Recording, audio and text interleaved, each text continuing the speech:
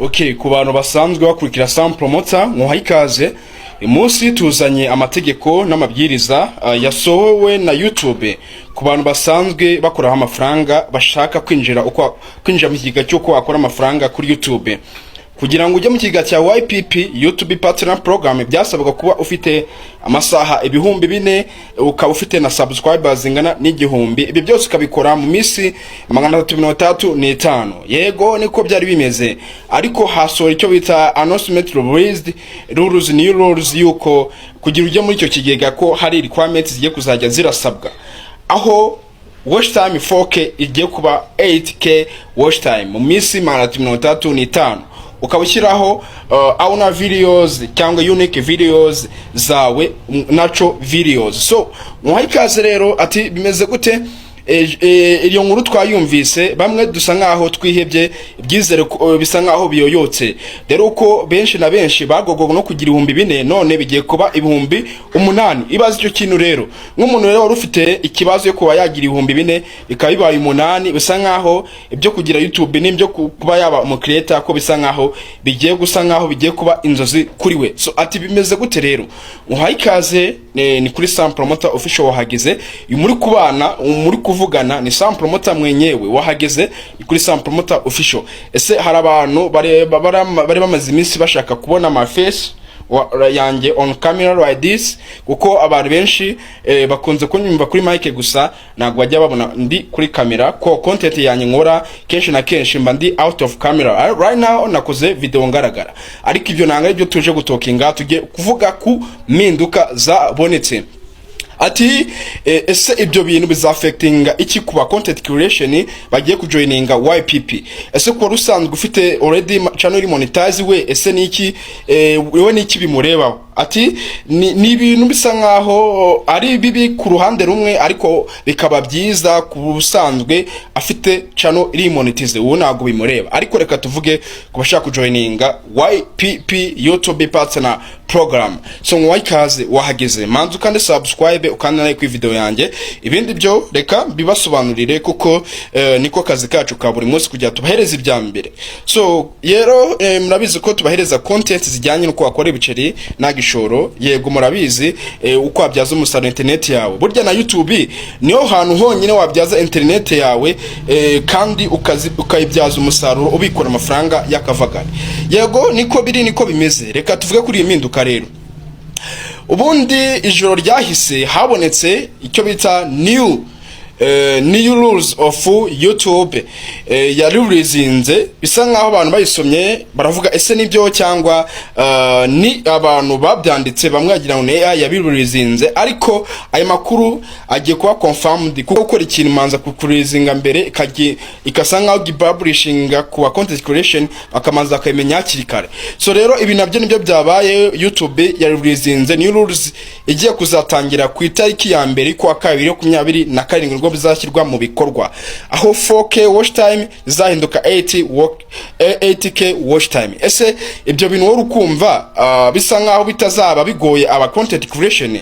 Yego bizaba bigoye, ariko byo mukanya ngiye kubabwira ibiri banga nurikoresha uzabona biri easy cyane. So mwayikaze rero kuri Sam Promoter Official. So rero ubundi watch time kuki igiba isanga iba difficult kuba content creation? Watch time kuyibona usanga aho babigoye cyane, kuko ikora content idagaruka kenshi, udakora video ndende cyane, wenda nk'iminota 30 kujya ku saha, wenda ukajya na views wenda 200 500 igihumbi wakabije 2,000, biragoye ko wagira watch time 4K. Ariko yukora ibyo bintu wenda aba bakureba wagize views 200 ugakora video nyinshi cyane, urakora video ndende, uyugize views 200 bakara video ya bakayirangiza, watch time urayibona. Ni hande rero usanga umuntu yagize wenda nka 20 bya views ugasanga afite watch time nyeye. Aba bakwanzeho barangize video bakayigaragaza wenda nka hagati barebye kenshi, niyo mpamvu usanga watch time zabo zitiyongera. Ese niki wakora kugira ngo ukore video abantu baza bagatindaho igatuma bikwinjiriza watch time? Ugomba kumenya icyo bita niche, ukamenya icyo bita content creation. Ese niki asabwa kugira ngo abe mwiza akore video abantu bazabaraza bagatindaho bigatuma watch time ayigeninga? Ubundi cyambere iyo ukora video ugiye gukora niche yawe, umanza kura niche yawe ushoboye kandi nishobora guhereza abantu bagatindaho. Ese niki shoboye, ese shoboye iki nahereza abantu bakaza gatindaho, ifitemo experience, ukamenya icyo bita editinga, ukamenya icyo bita terminal, ukamenya icyo bita title, ukamenya icyo bita high quality, uko ikorwa video iri high quality, ukamenya icyo bita kirazira YouTube, ukamenya ko mbese mu content creation abahagaze ute, cyangwa content creator wa YouTube mwiza abahagaze ute. Ibyo umaze kubimenya ukamenya content yawe na niche yawe, nta kindi cyagisigaye, views ziraza kandi nakabuza. So rero ibyo rero watch time yo wahuye n'icyo kibazo, benshi na benshi usanga bivamo ugasanga ni ikibazo. Ese ko babivamo ari 4,000 ko bigiye kuba 8,000, burasi bisa nkaho noneho benshi badafite inzozi zo kuba baba content creation cyangwa bajye mu kiga cya YPP, bigiye gusanga bigiye kuba inzozi kuri bo, kuba usanga ni 4,000 byarabagoraga, no bigiye kuba 8,000. Yego iri ni ihurizo rikomeye cyane kuko benshi na benshi bagiye kubivamo hakiri kare. Ariko rero icyo nakubwira, wowe ntabwo ufite gutegereza ayo masa yuko tugira 27, wowe washaka icyo witemo ubumenyi kuruta ikindi kintu kugira ngo ubashe kugira ngo ufatiranye igihe ube wenda uzabe ufite channel iri monetize, kuko abifite channel monetize abagaramye bibere bameze neza, abashaka kujoininga nibo bizaba ikibazo. Ariko burya byavuga ngo aho wakubitiwe bamwe babasekera. Yego usanga video imwe kuba content creation bikora neza yo yinjiza n'amasaha 8,000, ariko icyo kintu wacyumvise, ariko wowe ugasanga ukoze video zingana 200 na n'amasaha 4,000 ufite. Yego nicyo kibaho nyine, kutamenya icyo bita content creation yawe, niche yawe, uko video ikorwa kugira ngo ube content mwiza. So rero niba ushaka kuzamura urubuga rwawe, ushaka watch time, watwandikira tukagufasha kuri ya WhatsApp yacu 0884044331, tukagoreza n'umujyanama ko wakora video nziza, ko wakora niche yawe yumvamo, yagoreza amasaha, ko twakwereka kirazira ikitemewe n'ikemeye kugira ngo ube content mwiza, utabura watch time 2,000 kugira ngo waba monetization. So rero nyine bidasubirwaho 2027 mu kwa kabiri bizashyirwa mu bikorwa biba officially yuko 4,000 bizakurwaho akajya 8,000, bikaba yuko bisanga kugira ngo ujye mu kiga cya YPP YouTube partner program zabo ufite subscribers 1,000, ukagira na 4K watch time, ukagira na views na short nazo twibagiye kuzivugaho. Short zari 10,000 zari 10,000 nazo zaba ari 20,000, ariko short ho usanga abantu bagirirwa amahirwe ko munakora short imwe yonyine ikazana n'izo miliyoni, akahita yaplayinga akaba monetization. Ibyo byose nubwo wabigira, ariko ukora video zitari zawe nkubwisha ukuri, ibyo byose no gutumwanya. Ugomba gushaka video zawe bwite YouTube, because udafite video zawe bwite n'ubundi buri gutumwanya, ukavuga wenda ndagenda downloading ibintu by'abandi ngo shiraho gire views, ibyo ngibyo uri gutumwanya ugomba kubikora byose ufite video yawe bwite uzashyiraho kandi ikakwinjiriza ibyo byose. So ni Sam Promoter nyibisanzwe ubahaye amakuru yanyamutakura ahandi. So inama nabahereza niba ushaka kuba wa joininga YPP YouTube partner program, ukaba warahuye n'ikibazo kuba warabuze amasaha 4,000, hindura strategy, umenye ikibura, ese kuki abandi babigira, ese niki nakora. Ibyo ngibyo ubyigeho ubikore, kandi wite kumenya ibyo umuntu akora.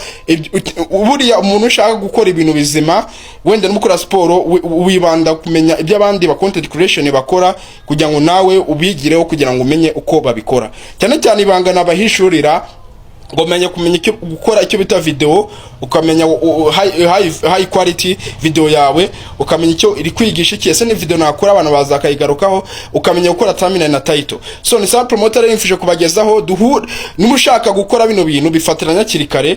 Watch time 4,000 ubyuzuze, utazahura n'imbogamizi yo kujya ku 8,000, kandi 4,000 wayitangira kirikare. Cyari igihe n'amezi menshi yo kubihindura. Ni Sam Promoter, kana subscribe. Ariko nimushaka kubetinga, koresha company imwe yonyine bikora, bayita yego byumvise neza. Link yamuraza gukora muri video description, mugende mukora account, promo code ni Sam Promoter n'ibisanzwe.